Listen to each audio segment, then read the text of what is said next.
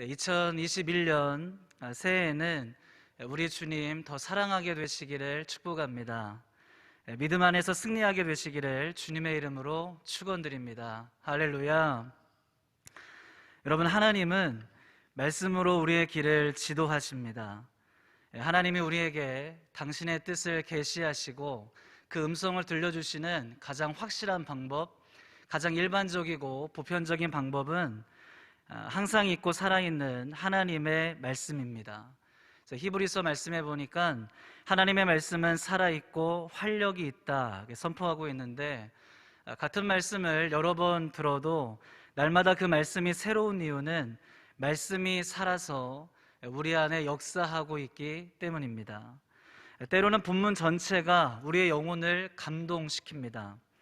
그러나 또 때로는 본문 전체가 아니라 하나의 말씀, 한 구절의 성구가 내 영혼에 힘을 주고 내 인생을 회복시키며 내 가슴을 뛰게 할 때도 있습니다. 사실 오늘 제가 설교해야 하는 본문은 사도행전 13장 42절부터 52절까지인데, 지난주 말씀을 듣다가 13절과 14절에 제 마음이 멈추었습니다. 사실 이 13절과 14절은 사도행전 13장의 전체 문맥에서 볼 때 우리의 시선을 잡지 못하는 스냅샷과 같은 본문입니다. 그럼에도 불구하고 하나님 이 부분에 저를 멈춰 세우셨고 더 깊이 묵상하게 하셨습니다. 마침 오늘이 제가 설교하는 날인데 하나님 한 번 더 이 말씀 나누라고 하시는 것 같아서 오늘 본문을 13절과 14절로 잡게 된 것입니다. 하나님 이 말씀을 통해 우리를 하나님의 사람으로 온전케 하며 선한 일을 행할 거룩한 능력 얻게 하시기를 소망합니다. 방금 전에 권사님께서 본문을 읽어주셨는데 우리 한 번 더 13절과 14절의 말씀 믿음으로 읽어보겠습니다. 시작. 바울과 및 동행하는 사람들이 바보에서 배 타고 밤빌리아에 있는 버가에 이르니 요한은 그들에게서 떠나 예루살렘으로 돌아가고 그들은 버가에서 더 나아가 비시디옥 안디옥에 이르러 안식일에 회당에 들어가 앉으니라. 자, 먼저 13절은 바울과 및 동행하는 사람들이 이렇게 시작하고 있습니다. 여러분, 사도행전 13장 1절을 보게 되면 바울을 소개할 때 바나바와 시므온과 루기오와 마나엔과 및 사울이라, 자, 이렇게 표현하고 있는 것을 볼 수가 있습니다. 자, 그런데 오늘 본문을 보면 그 표현이 어떻게 바뀌어 있습니까? 바울과 및 동행하는 사람들이. 여러분, 이것이 무슨 뜻일까요? 자, 이제부터는 성령께서 바나바가 아니라 바울을 중심으로 선교를 진행하시겠다는 뜻입니다. 자, 왜일까요? 바울이 바나바보다 훨씬 더 뛰어났기 때문이었을까요? 그렇지 않습니다. 사실 경력으로 보나 인품으로 보나 모든 면에서 볼 때 바울보다 바나바가 훨씬 더 리더의 자리에 자격이 있는 사람이었습니다. 여러분, 한번 생각해 보십시오. 사람들이 바울을 두려워할 때 바울을 변호해 준 자, 복음을 위한 일에 바울을 인도한 자, 안디옥 교회의 최고 리더십, 그가 바로 바나바였으니 새로운 선교팀의 리더는 당연 바나바가 되는 것이 너무 자연스럽고 또 마땅한 일 아니겠습니까? 더욱이 바울은 오점이 있습니다. 아주 치명적인 오점. 예수를 박해하고 예수 믿는 자를 핍박했던 일에 가장 열심히 있던 자. 여러분, 이것이 결코 지울 수 없는 바울의 이력이었기 때문에 더욱이 지금 바울은 그리스도의 사도로 뚜렷한 활약을 보이기 전이었기 때문에 인간적으로 볼 때 새로운 선교팀의 리더는 바울이 아니라 바나바가 되어야 마땅해 보입니다. 자, 그런데 놀라운 점은 하나님이 바울을 팀의 리더로 선택하셨다는 것입니다. 여러분, 이것이 이방 선교를 위한 하나님의 계획이요 하나님의 뜻이었다는 것입니다. 자, 무엇을 보여줍니까? 이 팀의 진짜 리더는 하나님이시다. 자, 우리가 해야 할 일은 무엇인가? 하나님의 결정에 순복하는 것임을 선포하고 있습니다. 제가 이 본문에서 매우 놀란 것은, 자, 우리 같으면 이와 같은 일이 팀의 이슈가 될 일인데 이러한 결정에 대해 서로가 마음 어려워하고 그러다 갈등을 빚는 것이 일반인데 그렇게 에너지와 시간을 쓰게 되는데 성경을 정말 아무렇지 않게 이 본문을 그냥 넘어가고 있다는 것입니다. 여러분, 이것이 무슨 뜻일까요? 이 결정이 그들에게는 아무 문제가 되지 않았다는 것입니다. 여러분, 하나님은 오늘 이 같은 모습을 우리가 닮아야 하는 교회의 영성으로 말씀하고 계십니다. 오늘 본문은 교회 멤버십이라면 아무나 그 자리에 앉혀도 된다, 이것을 주장하고 있는 것이 아니라 바울의 선교팀원 모두는 주님이 하시는 일을 알 만큼 영적으로 깨어있는 자들이었고 주님이 하시는 일에 아멘으로 순종하며 따라갈 수 있는 성숙한 사람들이었다는 것입니다. 사랑하는 여러분, 항상 그런 것은 아니지만 어떤 때는 하나님의 나라와 하나님의 뜻을 이루어감에 있어서 하나님의 생각과 우리의 생각이 많이 다를 수 있음을 기억하십시오. 그래서 우리에게 필요한 것은 영적으로 깨어 기도하는 것이요, 믿음인 것입니다. 여러분이 만일 이 선교팀의 멤버였다면 여러분은 어떻게 반응하시겠습니까? 왜 바울입니까?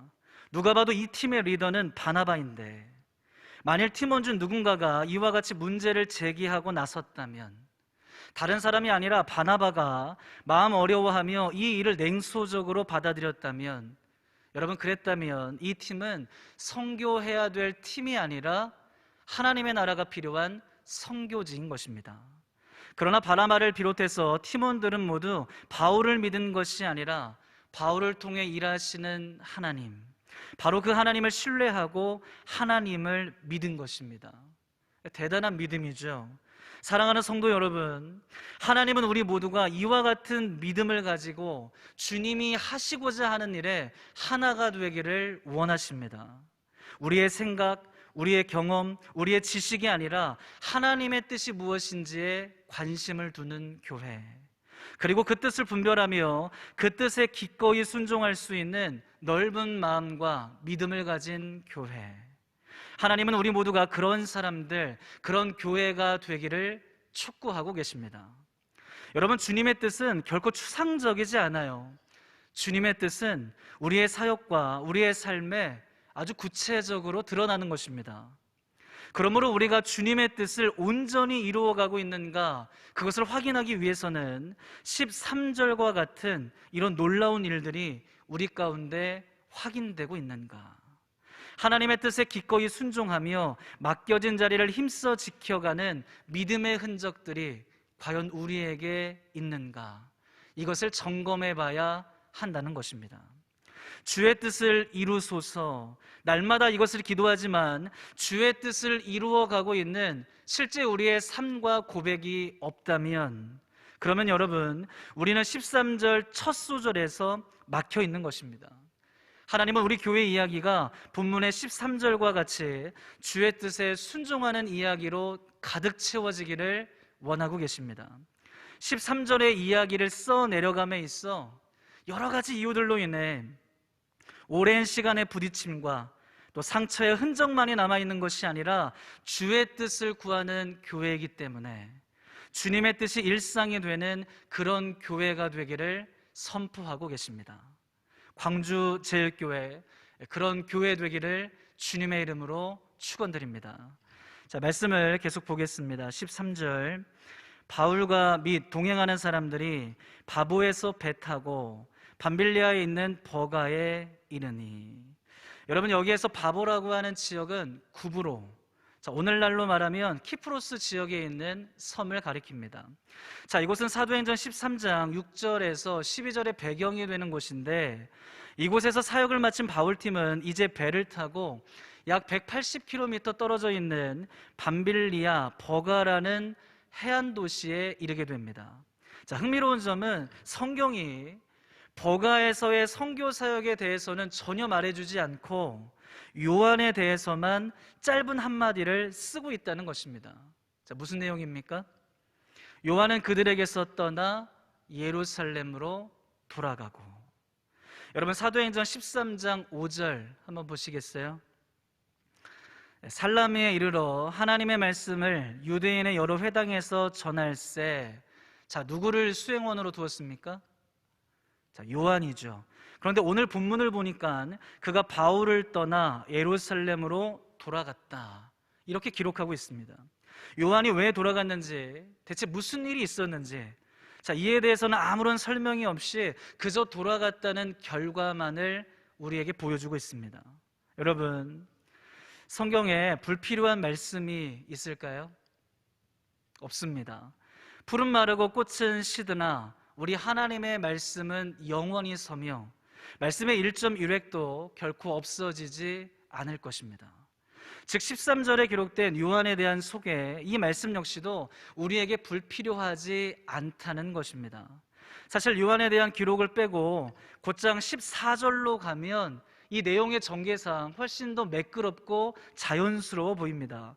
그럼에도 불구하고 하나님이 누가의 펜을 통해 이 어색한 문장을 하필 이 위치에 기록해 놓고 있는 이유가 무엇일까요? 하나님 이 사건을 통해 우리에게 하고 싶은 메시지가 있기 때문 아니겠습니까? 성경의 내용을 하나하나 정확히 보는 사람이라면 13절에서 이런 질문을 던지게 됩니다. 바울팀의 수행원이었던 요한은 대체 왜 바울을 떠나 예루살렘으로 돌아간 것일까? 자, 그리고 14절을 보십시오. 그들은 버가에서 더 나아가 비시디아 안디옥에 이르러 안식일에 회당에 들어가 앉으니라. 자, 14절 말씀에서 던질 수 있는 질문은 이것입니다. 바울팀은 왜 버가에서 어떤 전도 활동도 하지 않고 곧장 비시디아 안디옥으로 이동한 것일까?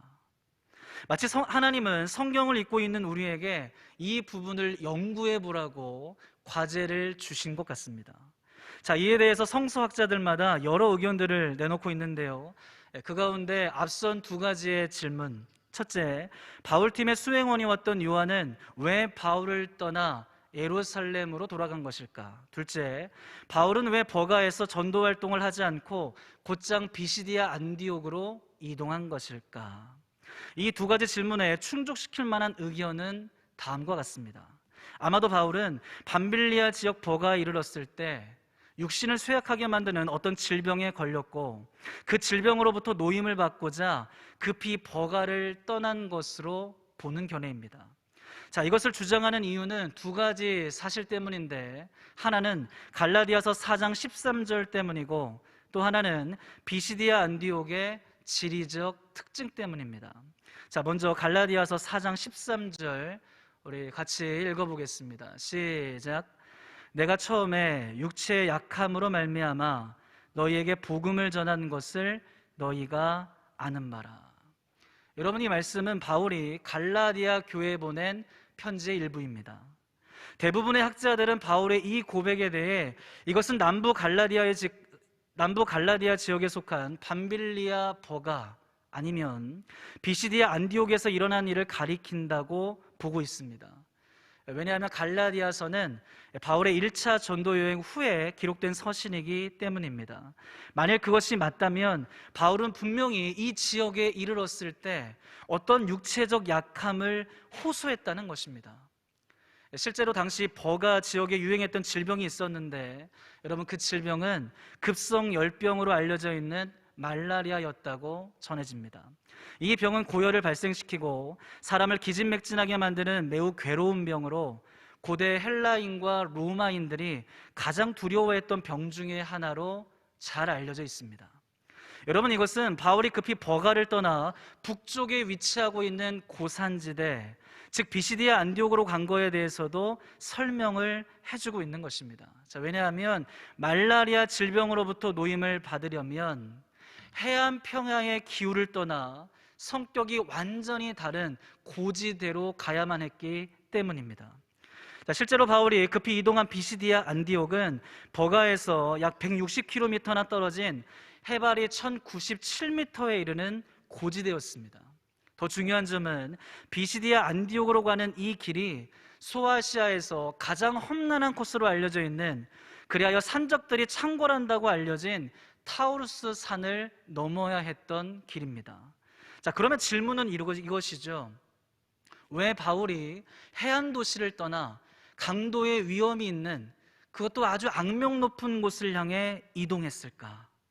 바로 버가에서 얻은 질병으로부터 노임을 받기 위해 어쩔 수 없이 선택한 경로가 아닌가, 학자들은 이렇게 보고 있다는 것입니다. 자, 핵심은 무엇입니까? 바로 이 과정에서 마가가 바울을 떠났다는 것입니다.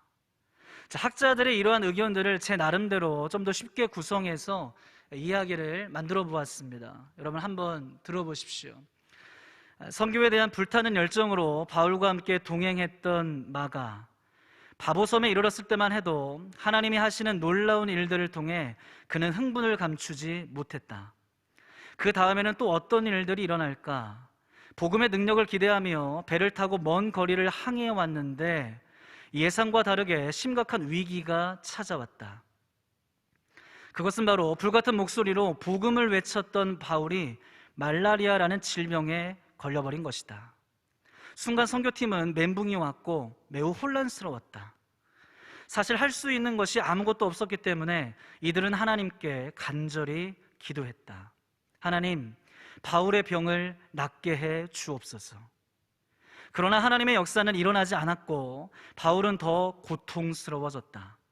이들이 할 수 있는 최선의 방법은 한 가지, 빨리 이곳을 떠나는 일이었다.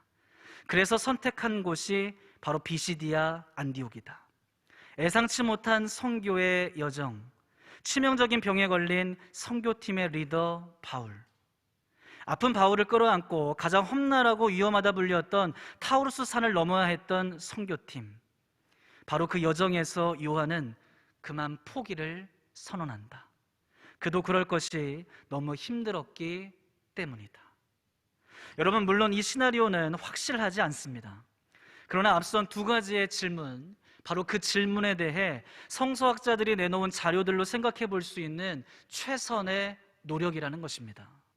여러분, 정말 그 이유가 무엇일까요? 정말 요한은 왜 바울을 떠난 것일까요? 정확한 답은 천국에 가서야 요한을 만나서 들어야 할 것입니다. 그러나 한 가지 분명한 사실은 이 마가라 하는 요한이 바울을 떠난 것은 바울에게 커다란 상처를 남긴 일이었다는 것입니다. 왜 떠났는지, 그리고 떠나는 과정에서 어떤 일이 있었는지 우리는 그것을 확실히 알 수가 없습니다. 그러나 분명한 사실은 요한이 바울의 마음을 크게 실망시켰다는 것입니다. 이들의 관계가 회복 불능의 상태가 될 만큼 바울의 마음에 마가가 큰 실망감을 안겨주었다는 것입니다. 자, 이것을 어떻게 알 수 있는가? 사도행전 15장 36절부터 41절까지의 말씀입니다. 우리 한 절씩 교독하겠습니다. 36절, 며칠 후에 바울이 바나바더로 말하되 우리가 주의 말씀을 전한 각 성으로 다시 가서 형제들이 어떠한가 방문하자 하고, 바울은 밤빌리아에서 자기들을 떠나 함께 일하러 가지 아니한 자를 데리고 가는 것이 옳지 않다 하여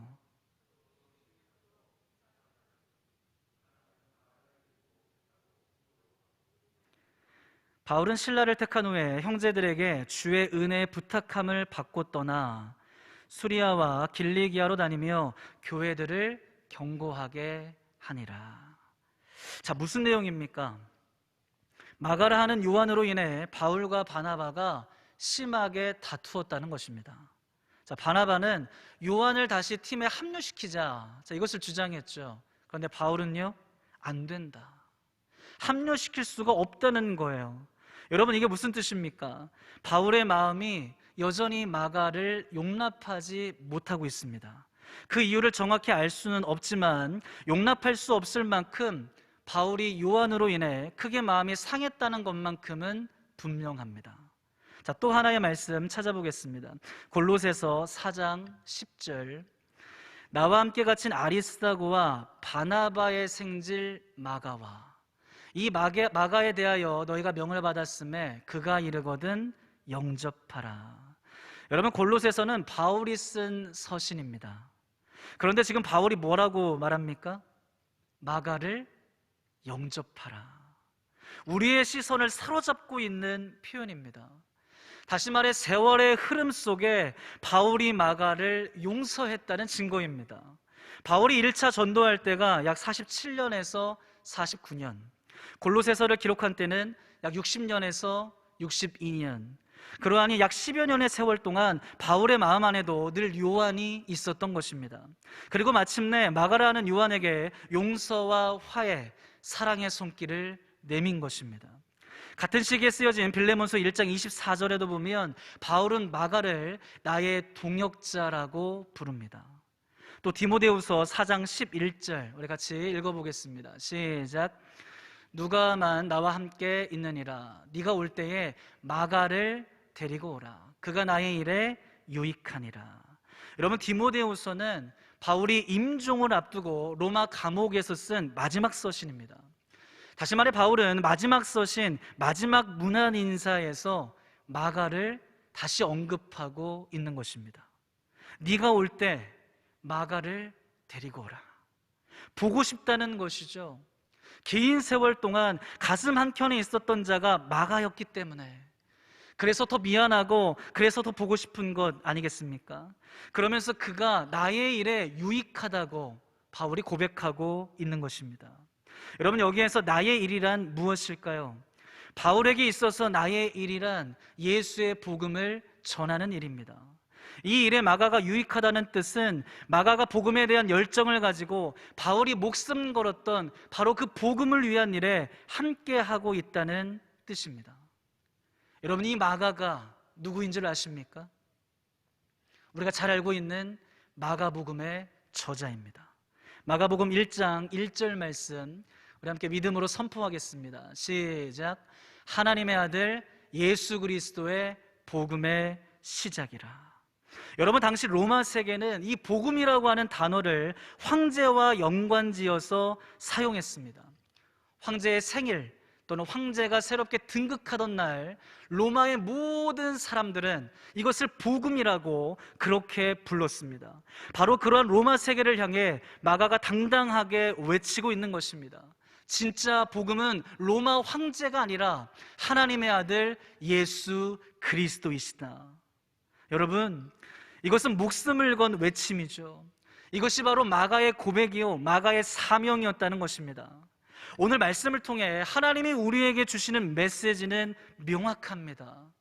인간의 부족함에도 불구하고 하나님은 그들을 통해 하나님의 일들을 완성해 가셨다.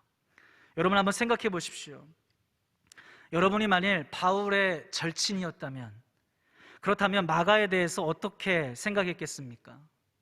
그는 아니라고 고개를 절레절레 흔들지 않았겠습니까? 그를 비난하지 않았겠어요? 그런데 여러분이 만일 바나바의 절친이었다면, 자, 그렇다면 바울에 대해서 어떻게 생각하시겠습니까? 그래도 좀 너무한 거 아니야? 사람이 한번 실수할 수도 있지, 꼭 그렇게까지 해야 되나? 복음을 외치는 자가 사랑이 없어. 더군다나 바나바가 저에게 어떤 인물인데, 바나바가 말하면 좀 들어야지. 어떻게 바나바한테 대들고 싸울 수가 있어? 여러분, 이렇게 바울을 평가하지 않겠습니까? 자, 마지막으로 여러분이 마가의 절친이었다면 역시 바울을 안 좋게 생각하지 않겠습니까? 중요한 것은 하나님이 그들의 연약함을 다 용납하셨다는 것입니다. 바울, 바나바, 마가. 여러분, 이 세 사람은 다 다른 유형의 사람들입니다. 각자의 기질과 성격이 달라요. 그로 인해 나타나는 인간의 연약함, 인간의 부족함이 있다는 것입니다. 자, 그러나 핵심은 그런 그들을 하나님이 하나님의 방법으로 끌어가시고 그들을 사용하셨다는 것입니다. 할렐루야. 성경은 우리로 하여금 저들의 부족함과 연약함에 집중하지 말고 오히려 그러한 자들을 끌어가시며 그분의 방법으로 사용하시는 하나님을 보라고 말씀하고 계십니다. 누구를 봐라? 하나님을 봐라. 이 선교의 주체는 누구다? 바울도 바나바도 마가도 아니라 바로 하나님이다. 자, 또 한 가지 메시지가 있다면, 우리가 아무리 하나님께 헌신한다 할지라도, 우리가 아무리 하나님을 사랑한다 할지라도 우리의 연약함과 부족함으로 인해 서로 갈등을 빚고 다투고 또 때로는 결국 갈라질 수도 있다는 것입니다. 물론 그런 일은 없어야 하겠지만, 그러나 우리의 의지와 상관없이 우리의 연약함 때문에, 우리의 부족함 때문에 그런 일들이 발생한다는 것입니다. 여러분 13절을 잘 보세요. 처음에 리더십의 교체를 말해주므로 주의 뜻에 순종하는 최고의 팀워크를 보여주었습니다. 그리고 나서 바로 보여주는 것이 무엇입니까? 그런 팀도 깨어졌다. 여러분 이것을 13절 한 절에 다 기록하고 있다는 것입니다. 그런데 여러분 더 중요한 것은 요한이 바울을 떠났다고 해서 팀이 완전히 해체되지 않았다는 것입니다. 요한 역시 그렇게 선교팀에서 중도 포기했지만 복음에 대한 그의 삶은 여기에서 멈추지 않았습니다. 하나님은 그들의 실수와 실패에도 불구하고 바울과 바나바 그리고 마가라는 요한을 각각의 작품으로 빚어가고 계셨던 것입니다. 자, 그러므로 너희는 뭐 해라? 주님의 마음으로 서로를 용서하고 용납하며 화해하고 사랑하라는 것입니다. 여러분, 주의 나라와 주의 뜻을 이루어가는 교회와 팀에게 있어 가장 치명적인 유혹은 부족함과 연약함으로 인해 서로를 용납하지 못하는 것입니다. 하나님의 영광을 위해 복음을 영화롭게 하기 위해 모인 교회가 범하고 있는 이 시대의 최고의 실수가 무엇인 줄 아십니까? 서로의 연약함을 바라보면서 그 연약함을 용납하고 덮어주는 것이 아니라 오히려 그 연약함을 비방하고 그 부족함을 업신여기며 서로를 미워하는 것, 마음에서 상대방을 형편없는 사람으로 낙인 찍어 버리는 것입니다. 여러분, 이런 일이 없을 수는 없어요. 그렇기 때문에 우리가 늘 조심하고 또 조심하고 또 조심해야 하는 것, 여러분 그것은 바로 주님의 마음으로 서로를 바라보는 일입니다. 여러분, 만일 우리가 사도행전 13장의 눈으로 마가를 본다면 마가복음을 기록한 마가를 놓치게 됩니다. 반대로 우리가 사도행전 15장의 눈으로만 바울을 바라본다면 역시 사랑을 외치며 가슴앓이를 한 바울의 모습, 마가를 동역자로 부른 바울을 놓치게 되는 것입니다. 마가가 바울을 떠나 예루살렘으로 돌아갈 때 그의 마음이 어땠을까요?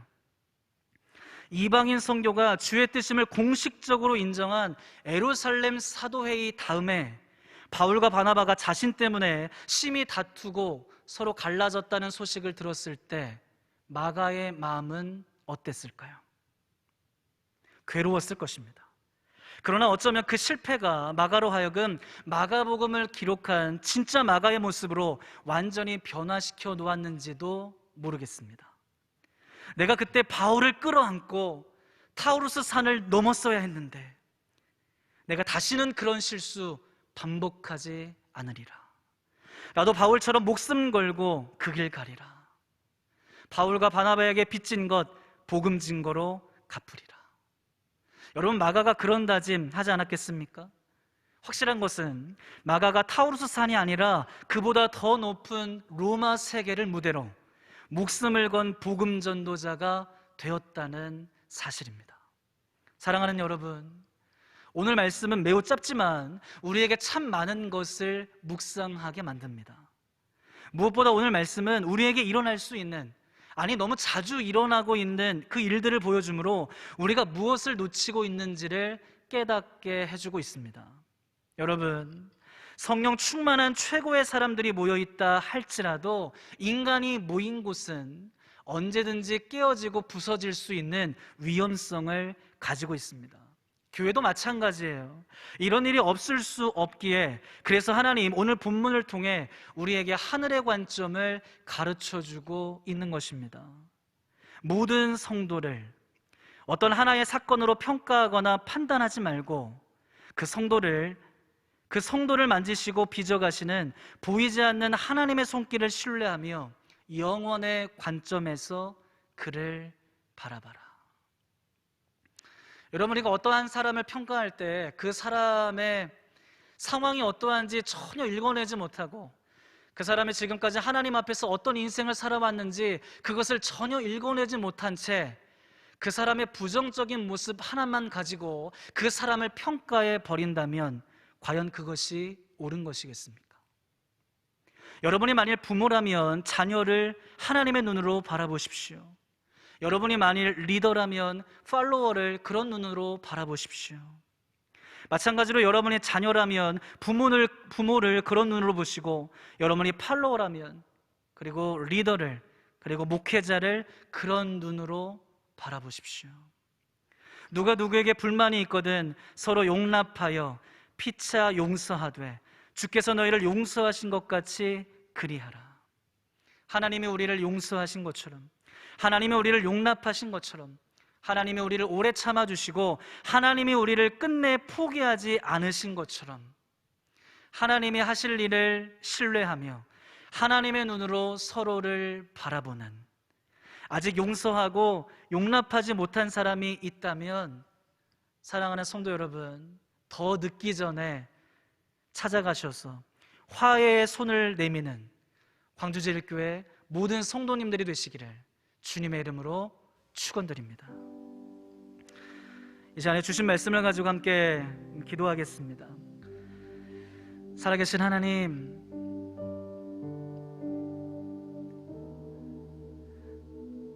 성령 충만했던 최고의 선교팀 바울 일행도 서로 깨어짐을 겪게 되었습니다. 하나님, 이런 일들은 없으면 좋겠지만 늘 우리에게 일어나고 있는 일들입니다. 그런데 언제부턴가 이런 일은 너무 당연하다고, 그냥 그럴 수밖에 없다고, 그것을 그렇게 그냥 이해하면서 서로 용서하지 않고 그냥 미움을 간직하며 사람들을 멀리하며 살아가고 있습니다. 주님의 영광을 위한다고 모였는데, 복음을 영화롭게 하기 위해서 여기에 있다고 말하는데, 그런데 정작 하나님이 우리에게 맡겨주신 사람들을 향하여 우리는 사랑하지 못하고 있습니다. 하나님, 적어도 바울처럼 애통하는 마음이 있게 하여 주시고, 이제는 오늘 주께서 말씀하신 바 사랑과 화해의 손길을 내미사 우리 모두가 그리스도의 사랑으로 하나 되는 공동체를 이루어갈 수 있도록 주께서 인도하여 주시옵소서. 광주제일교회, 다른 건 몰라도 사랑이 제일 되는 교회라고 소문나는 교회 될 수 있도록 하나님 인도하여 주옵소서. 우리 교회 안에 다툼이 있고 분열이 있어서 서로 막혀진 관계들이 있다면 나사렛 예수 이름으로 말미암아 다 무너지게 하여 주시고, 우리를 화해시켜 주신 하나님의 사랑과 하나님의 은혜로 말미암아 다시 한번 우리의 관계가 새로워질 수 있도록 주님 인도하여 주시옵소서. 사랑하는 성도들, 하나님께서 부담을 주고 생각나게 하는 사람이 있다면 주저하지 않고 그들에게 찾아가 용서를 구하고 또 그들을 용서하며 서로 화해할 수 있도록 성령의 충만함을 도하여 주시옵소서.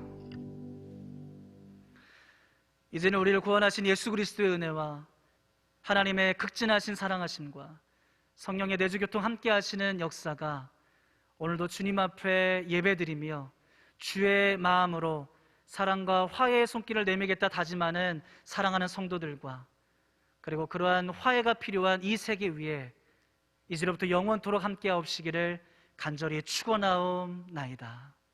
아멘.